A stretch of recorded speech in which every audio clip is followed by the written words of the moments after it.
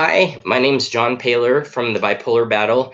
Thanks for joining us today. I have Oliver Seligman, author of Befriending Bipolar, and also The Broker That Broke Free, right? Yeah, the broker who broke free. Yes, awesome. Cool. So today we just wanted to, this is my first podcast episode in almost a year. My last episode was with Ollie, and now we get to kind of bring it full circle back to him. And we were discussing before this about meditation, and I'd like Ollie to explain. He's a teacher and instructor in this form of meditation, and I really want to hear more and see how not only it helps me, but all of you listening. So take it away, Ollie. Thanks for having me, John. It's good to see you Sure. again. Yeah, good to see you too. Well, I learned to I call it ascension, or it's called the Ashire's Ascension, as taught by the Bright Path, which is quite a complicated name. But the website is www.thebrightpath.com. So that's where to find it if you're interested. Basically, I worked as a trader in London and New York, buying, selling shares at a big investment bank, and I thought I could buy happiness. I thought if I make enough money, I can buy a place on the beach in Thailand, and then I can retire. And I'll be at Okay. peace. Unfortunately, what I didn't realize was that peace is not really about our surroundings, and it's not even really about our life situation. It's all about what's going on up here. So I did a couple of jobs as a sales trader, and eventually quit, just completely struggling with the whole thing, and waited about 6 weeks because I felt fantastic for the first 6 weeks once I'd resigned, and I thought this is great. I've been given a payout. I'm living in a nice part of London. My mates are around. I've got a great family. Everything's going well. But then after about 6 weeks, suddenly the same kind of thoughts, the same feelings and negativity started to come back that had been there at work. And it gave me a real shock because I realized, oh my goodness, this isn't going to work. I've just given up this incredible job. I thought that would make me happy, and it hasn't. And then by a few sort of magical coincidences, this guy was giving me a shiatsu massage, and he kept telling me about the Ashire's Ascension meditation techniques. And I'm sitting there thinking, dude, please just give me a massage. I'm not interested in meditation. I'm Yeah. way too fast in my head. I used to be a trader. This is not going to happen. But he Mhm. kept going, and Mhm. I'll be forever grateful for him for doing that, because basically I left the shiatsu, sort of shook his hand, said thanks very much, and lied to him. I said, yeah, I'll look into this meditation, with no intention of doing it whatsoever. That's great. Meditation's not for me. Yeah. And then, long story short, and this is all covered in my book, The Broker Who Broke Free, I had 4 brushes with death in the space of about 5 months. And after the last one, the penny dropped, and I realized that on some level, my mental chaos, a lot of which was to do with bipolar, Mhm. was somehow affecting my world. It was somehow contributing to this bad luck that I was experiencing, and me taking too many risks, and generally being a bit too aggressive, a bit too abrasive. And so I flew back to the UK. I learned to ascend, as it's called, over Uh-huh. at a weekend course, and it kind of went from there. I didn't particularly enjoy ascending or meditating at the start. Most people do. Most people find a lot of peace, but I think probably because of the medication I was on, and also the state of my mind, I found it very boring, and I Yeah. often fell asleep, and I didn't enjoy it. But what I started to notice was my life started to change, and I became more patient. I became more loving. Some of my relationships got a lot better. Some of Uh-huh. my more negative relationships kind of fell away. Um, I noticed that I had more kind of just inner stability, and this restlessness that had been with me for since I could remember it. It's started to calm down, Okay. and these things basically gave me enough encouragement to keep going. And then I went on a 6 month course in Canada. I learned to teach it. I actually became an Ishaya monk, Mhm. whose Ishaya name is Maitreya. This is all a Oh, bit strange cool. on a bipolar No, it interview. It sounds sounds like I'm awesome. mad as a hatter, I but think it this sounds actually great. happened. Yeah. Um, and then for the last 20 years, I've been well, traveling the world for the first 10, 15, and then I Mhm. settled in Norway and in the UK, and teaching Ascension to people who want to learn and helping them find peace. Mm. Okay. Okay. Awesome. No, that sounds awesome because in terms of meditation, there's I guess there's like transcendental meditation too. I Tristan was on one of my episodes and he told me about it. I looked into it a little bit. There's not a lot of instructors around here. I guess I could follow your footsteps and find somebody who could teach me, and then I could become an instructor.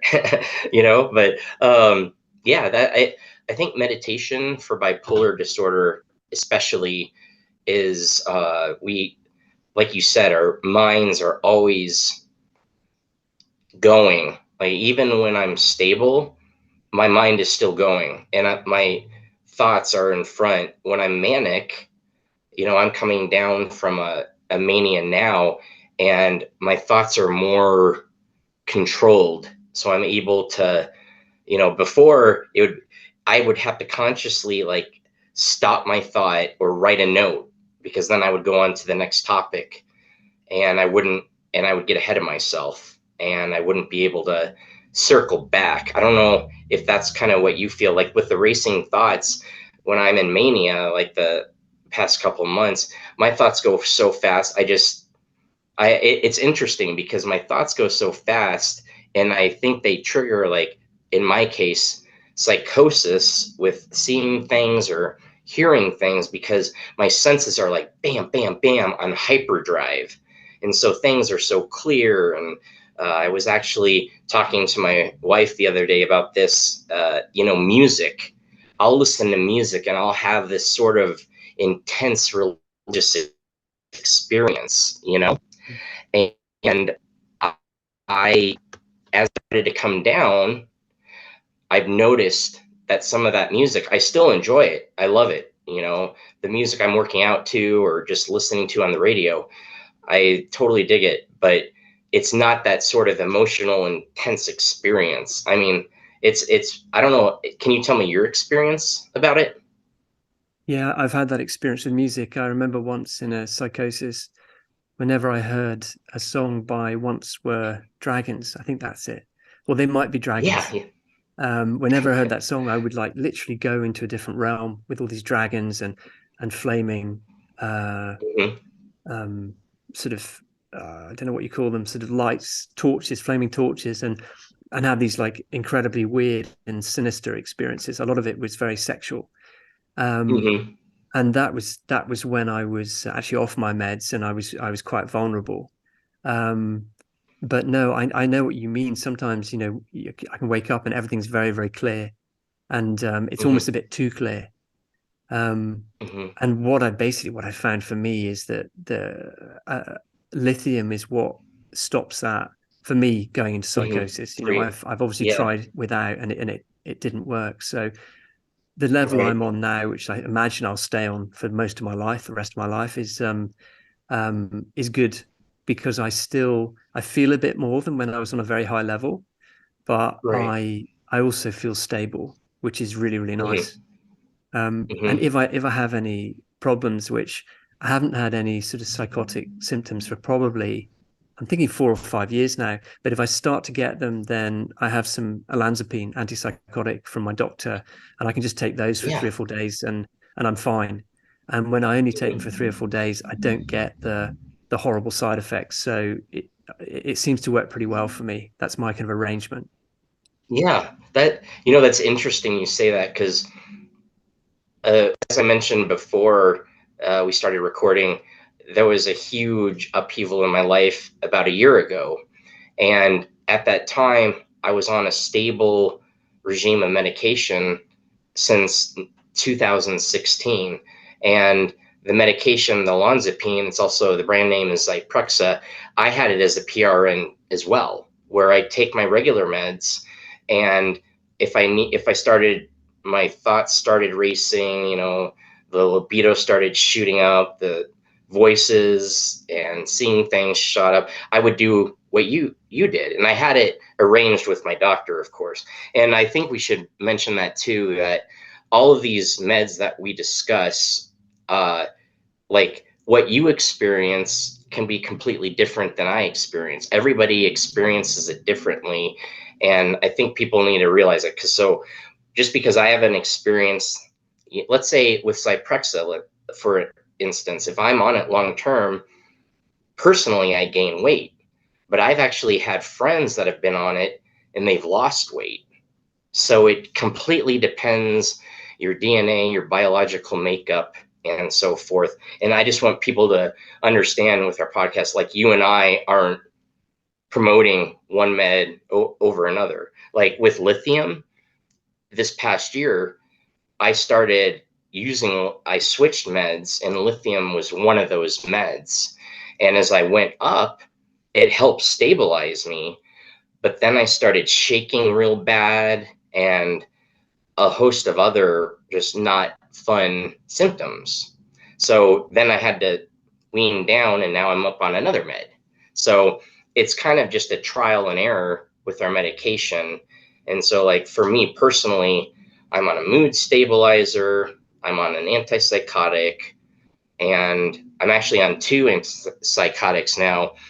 But it's kind of like an art form with doctors, because she's putting me on this one antipsychotic and she has to wean me up, titrate me upwards. And then the other one, she's going to have to titrate me down now that I'm starting to get stable. So I find it interesting with psychiatry because it really is trial and error. It's like, okay, we're going to try this med.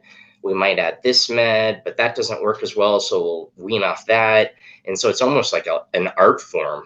I mean, I know it's based on science and they have studies and research, but like I said, what works for you might not work for me. Like, you can't just put everybody on this certain mood stabilizer and expect the same results. So that's a long-winded kind of comment about segueing from you. No, that's cool. That's cool. Yeah, I mean, it's important that the listeners know that neither of us are experts or trained in this. We're just sharing our Yes. experiences. So if you Yes. Thank do, you, Ollie. Yeah. yeah, if you do decide to do anything, then always consult your doctor or your therapist. And yeah, we're just sharing our own experiences.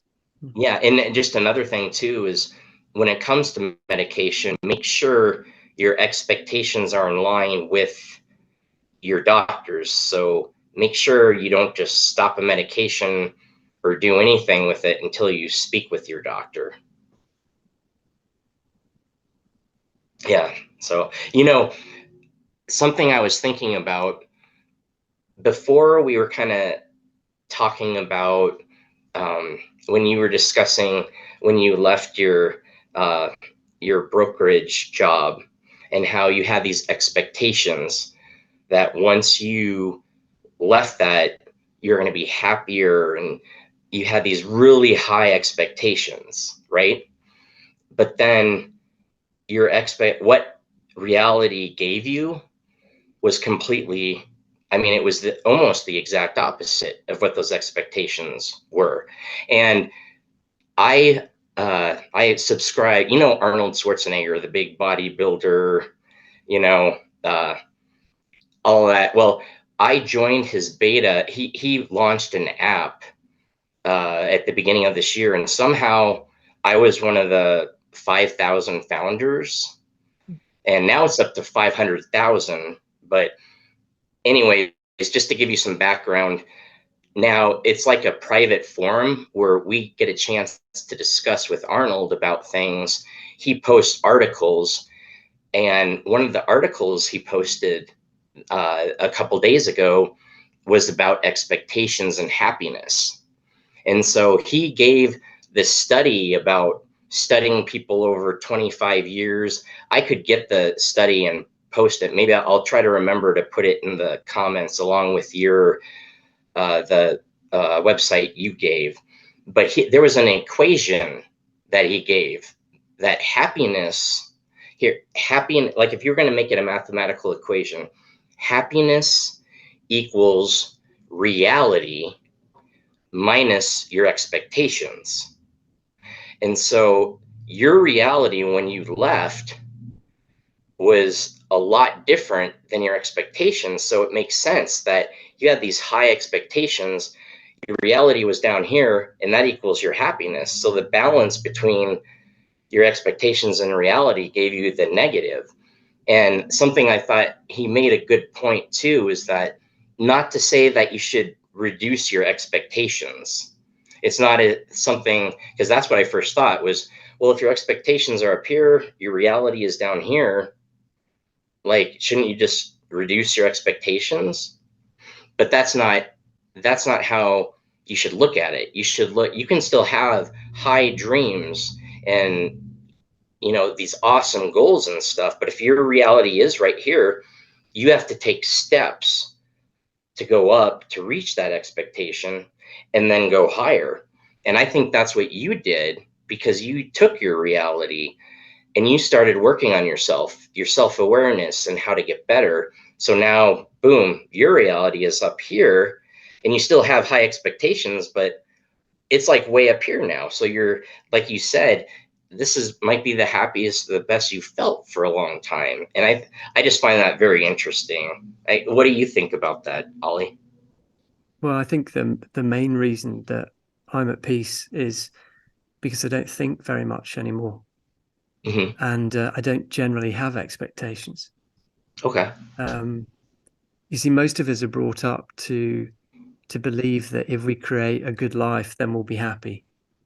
If we have a great relationship, if we are successful at work, if we do hobbies we enjoy, if we have meaning in our life, that's a very, very big one.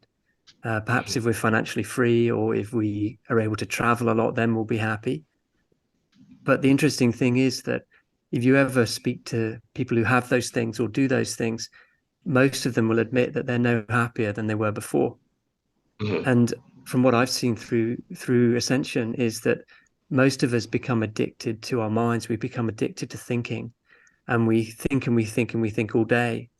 I think it was Stanford University did a study and discovered that we had between 60,000 and 100,000 thoughts a day, most of Hmm. which are repetitive and similar to the day before.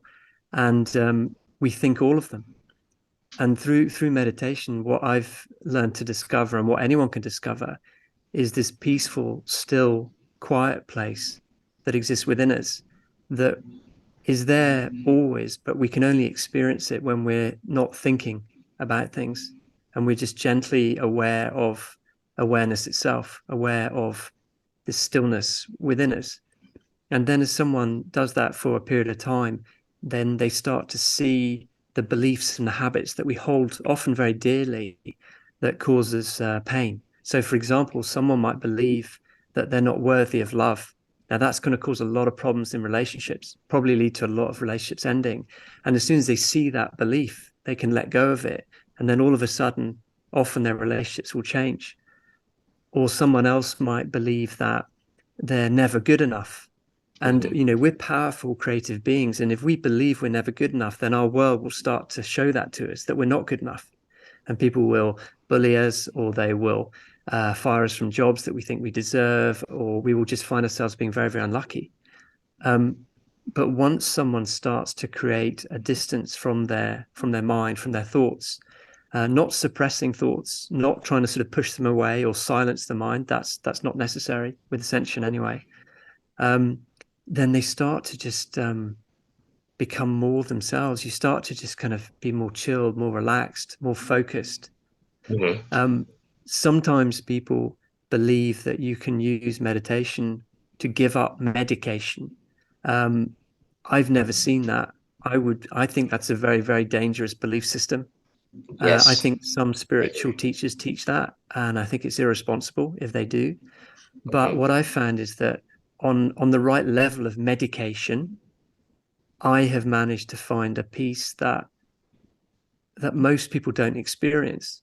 Now, if Hmm. I come off lithium, interestingly enough, ascension no longer works. It's like I completely lose my peace. I could go into psychosis or depression or mania, um, and the meditation does nothing.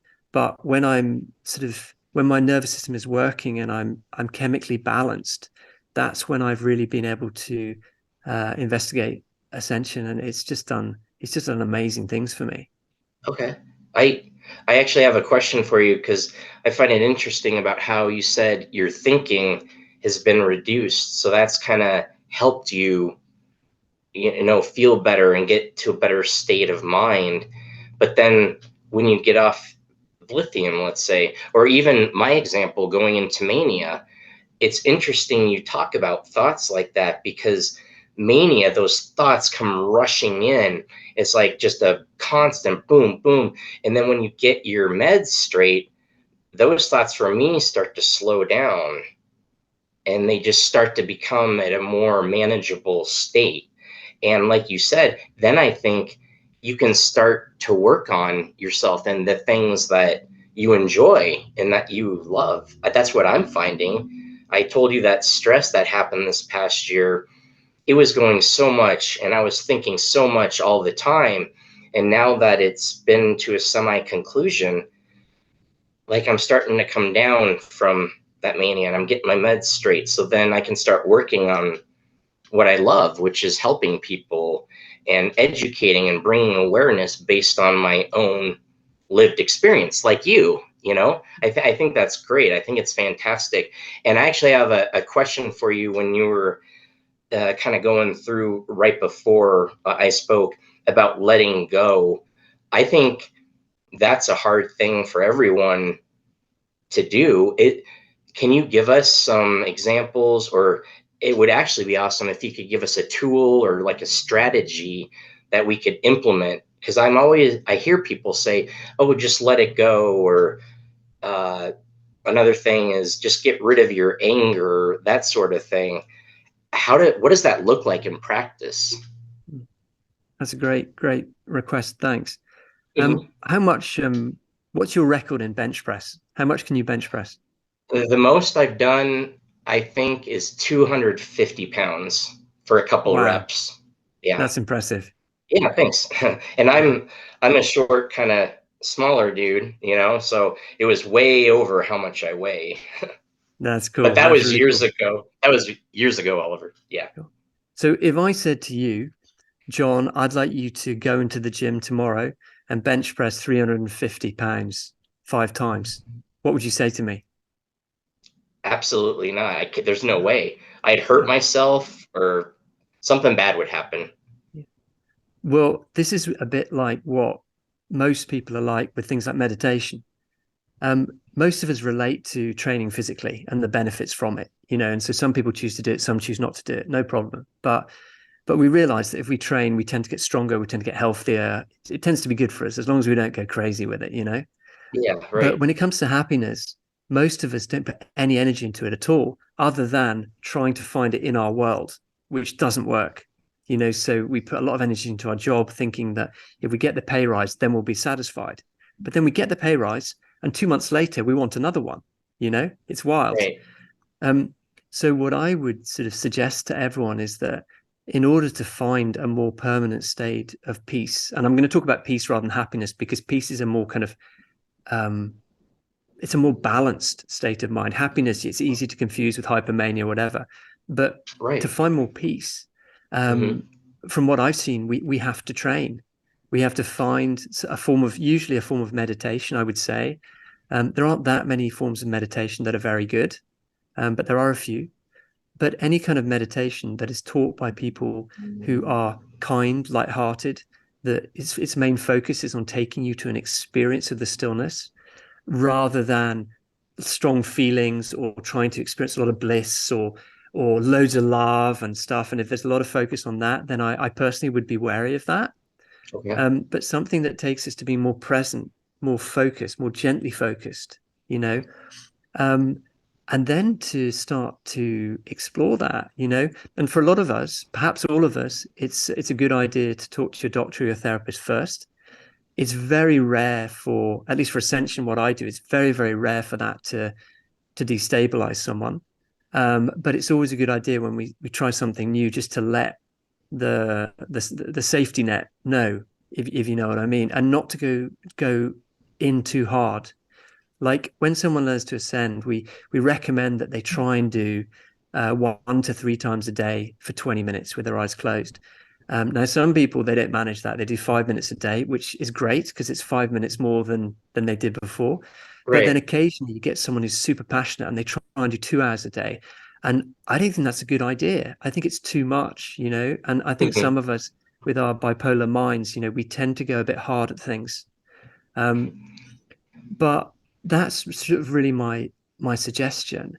Now, to give you a tool to try and find more peace from the mind, um, one thing that I do, or I did it anyway before I learned to ascend, is if you go and if you're feeling a bit down or you're feeling a bit agitated or restless, like nothing serious, if you're feeling it seriously, then you need to contact someone for help, you know.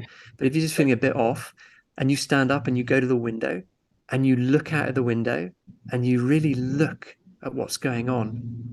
And if you notice you're starting to think to yourself, oh God, I feel a bit sad today, or why am I always so restless? Just let go of that gently and just really start to look, look at the trees, look at the leaves, look at the people walking by, look at what they're wearing, really become more focused on what's happening. You can do the same thing with sounds. And what you will often start to experience is that it takes your mind away from all the thoughts about yourself and all the problems, and it takes it onto something that it can focus on. And Okay. often there's a relief in that, or there's a peace, or even a stillness or a quiet in that. So it's something you can explore. I wouldn't say it was a route to long-term peace, but it can be something that you can play with that might work for you. Okay. That I actually have another question then. So, is that part of the meditation aspect of it? Like, if I looked into it, would they kind of give me a step by step way to, okay, do it this way with looking and hearing? Because I've also heard mindfulness is similar, bringing you to the moment, and you look at your five senses. So like you're saying, you look, you see, you acknowledge what's going on to kind of bring you where you are now, instead of thinking, oh, tonight I have to do this, tomorrow I have to do this. It's, whoa, like you said, looking out the window, well, look at those trees. They're swaying in the wind. You can see, you can hear the birds up there chirping in the nest, that sort of thing. I mean, is that similar? I'm just trying to clarify it for myself. Well, what I just gave you was what you could call it a mindfulness exercise. Okay. But with Ascension, I feel it's very, very powerful because we teach you over a weekend course. There are always two teachers because it's better for everyone and it's more fun for everyone involved. And often people relate to one teacher more than the other, so it's great when you have variety. Um, but we teach you four techniques which are based on praise, gratitude, love, and compassion. Now, it's Okay. not a belief system, so you don't have to sort of learn to look at the world differently. You don't have to try to be a better person or try to be more positive. I found that those approaches tend to be quite exhausting, and eventually we give up.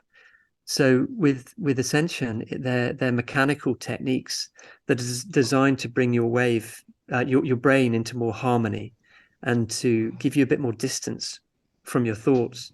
And over time, and it can happen very quickly. For a lot of people, it happens on the first weekend, but for some, it takes a few weeks or even a few months afterwards. But they'll start to experience this peaceful presence. Now, the real difference between ascension and most forms of mindfulness is just about being present with what's happening. It's about being alert. It can be very effective. It can be very, very helpful. But ascension is about discovering the presence of the divine that exists within you. Okay. And this presence is an actual experience. It's a quiet, still aliveness. And when you start to build a relationship with it and you start to sort of almost dissolve into it, then you become a lot more peaceful and happy and also alive at the same time. So it doesn't really, it's not like this kind of like oh peace, where you're a bit kind of floppy and whatever. It's more like it's a happy aliveness. It's a peaceful, just present friendliness. And also with Ascension, you can do it with your eyes open and closed, which is particularly good because when you're going to work, you can ascend. When you're in an argument with a boss, or you see something happen that affects you, you can ascend and allow it to just flow through you quicker. It's Okay. I think it's cool. I really, really, I mean, I've done it for 21 years, so obviously I'm convinced. Yeah, right, right, right. Yeah. Oh man, just hearing you talk about it, that sounds amazing. The peacefulness, just I'm definitely gonna have to look into it more and chat with you more later about it for sure. Yeah, I used to I used to, as you know, as all, most of the guys listening, maybe everyone listening, I used to have a really busy mind, and it was a horrible mind. I used to think horrible things about myself and other people, and I'm not going to go into it because I don't want to pull anyone down, but we all know what I'm talking about. Um, and I remember after about, I'm guessing it was about 1.5, 2 years of ascending. One day it was like my thoughts, which had always been really close, they'd always kind of clung to me like a mask. They moved it felt like they moved about 2 meters away from me. They just became quieter. Now, of course, sometimes they still, move up close, but as a kind of default, there is this distance. And that distance just was filled with much more peace and balance and stillness. And now, I've obviously been doing it for a long time, but now I have long periods where my mind is just quiet. Mhm, It's just peaceful. There's not a lot of thought. There's not a lot of stuff happening, and that enables me to be myself rather than the mhm. person I was. Completely controlled by my thoughts and my emotions. Yeah.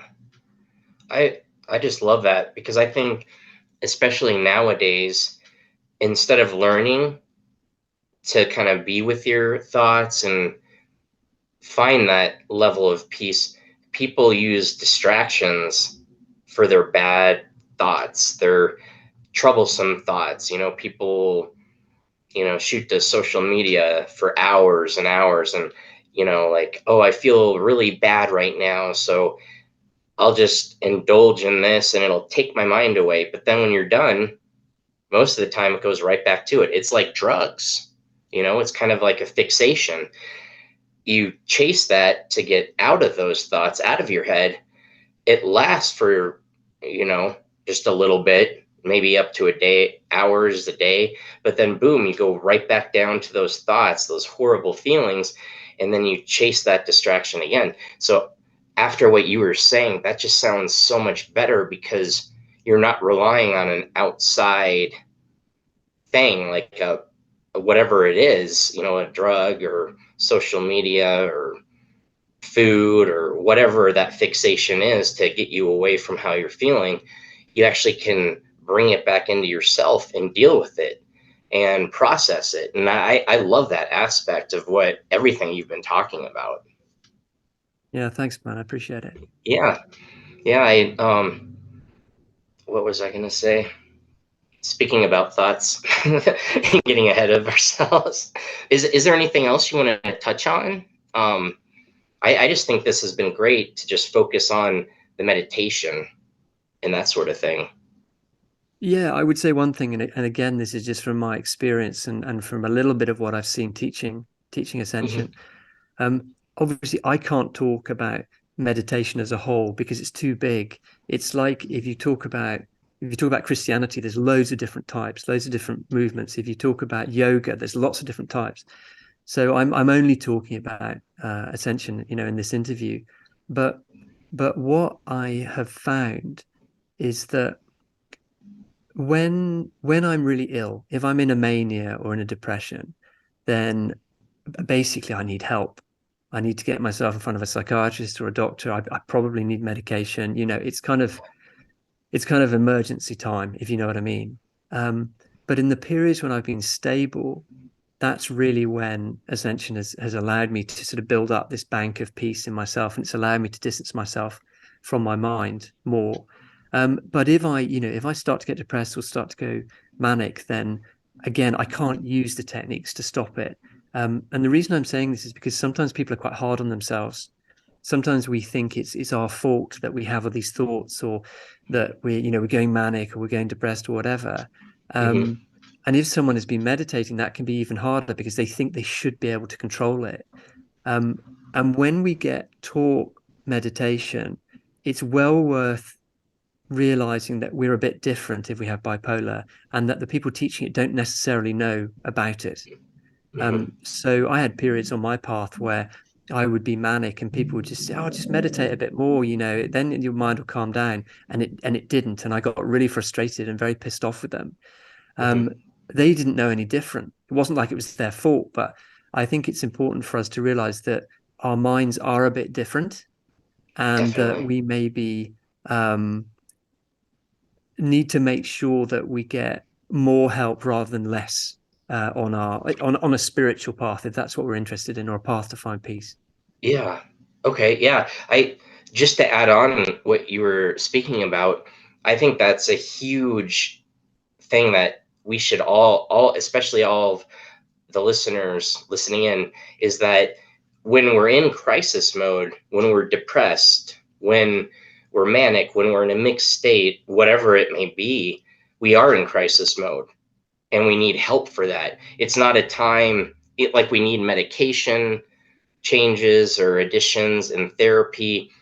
We need professional help. And it's not one of those things where you can just say, oh, I'll eat healthy, or like you said, oh, I'll change my thoughts.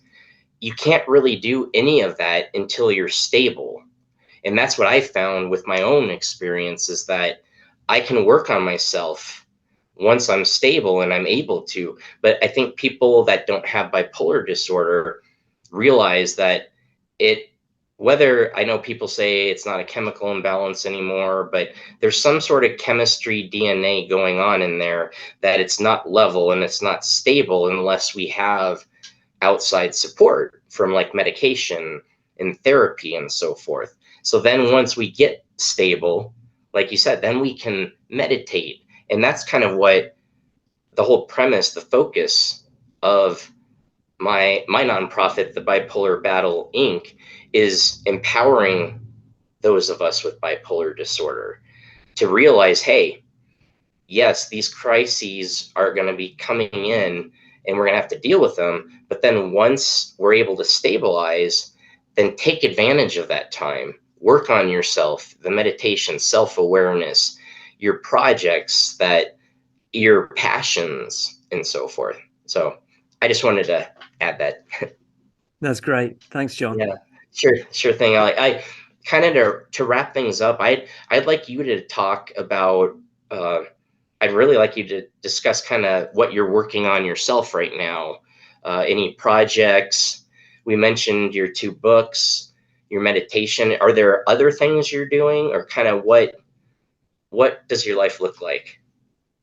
Yeah, at the moment, I had a bit of a break from social media for a while because I just didn't feel it, and I try not to force things too much these days. But I got a bit more excited about a month ago, and so I've started working on my website, which is oliverseligman.com. Pretty original name there. Yeah, right. And it's not totally finished, but there's a video up there and just a little bit of information or whatever about some of my books. Um, but the biggest thing I do is I'm doing my best to promote befriending bipolar, because it seems to have been uh, helping a lot of people, supporting a lot of people, inspiring a lot of people. I mean, again, I'm not an expert, so it's not like advice for bipolar, but a lot of us, when we share our experiences, other people get ideas, and they get inspired, and they get hope as well, that we can kind of find peace with this illness. So befriending bipolar, doing podcasts and writing little articles and stuff has been quite big for me. I also completely rewrote The Broker Who Broke Free, which I published I think about 8 years ago. And Mhm. since then, I've become a much better writer. So I thought, gosh, Right. I got to actually rewrite this. The punctuation is pretty bad. That's So great. I rewrote that, and I put that out on Amazon. So if you're interested, that's much more about my journey with Ascension, and what it's done for me and how it works. And it's pretty lighthearted, it's pretty fun, but it's a crazy story. I mean, four brushes with death is what I call them anyway. In a few months was quite something. Mhm. Um, and I've also just been writing a few articles and doing my studies at Edinburgh University, studying a master's in psychology of mental health, and having a lovely time with my wife and my parents. and going on a few meditation ascension retreats. So that's about it. Yeah, thanks, John. Yeah. Yeah, sure. Oh man. Oh, Ollie, that one sounds thing, sorry, amazing. man. Oh One yeah. thing. No, If you're if fine. you're interested, only if you're interested, I've got a channel on YouTube. If you type in Oliver personalities online, so there you go. Yeah, oh, that sounds awesome. Well, you know what? Just for everybody listening, when I post this, I'll put all those links in the details below. So I'll make sure to get them from Ollie just right, so I have them correct. And then if you want to look into all the cool stuff he's doing, do that. And basically, like I said, this is the Bipolar Battle podcast, and I've been doing this since 2017, and we switched it into a nonprofit just a couple of years ago in 2020, I believe. And the whole premise and what I like to do on the podcast, we have a YouTube channel, all the social media, Twitter or X now, Instagram, uh, Facebook, everything. That's where you can reach us. And like I said, the goal, our mission is to empower those with bipolar disorder by using tools, strategies, actionable things that you can use based on just not my lived experience, but everybody else that's contacted me and has given their input and advice and their own lived experience, like Ollie here. I think it's so beneficial for anybody listening, because when Ollie and I were dealing with this originally, we didn't have all of it. There was such a big stigma. There still is, but you can use our experience of 30, 40 years and hopefully take what's worked, what hasn't, and try that. So you don't have to do so much trial and error. So it helps you find yourself better and grow and be able to manage and cope. So is there any last remark you want to say? Yeah, John, I think you are perfect for the bipolar battle. Like you've got a lot of kindness about you and you're very approachable and you've got Oh, a big thanks, Ollie. smile and you're someone you give out a lot of trustworthiness. I think you're brilliant and I think what you do is great and I really appreciate being invited on. Thanks. Oh, sure thing, Ollie. And your words mean the world to me. So thank you so much. Again, I appreciate you joining me. And like I said, everyone, if you want to know anything further about projects that Ollie's involved in or a link to my projects, I'll put them in the details below. So thank you again for joining us. Take care.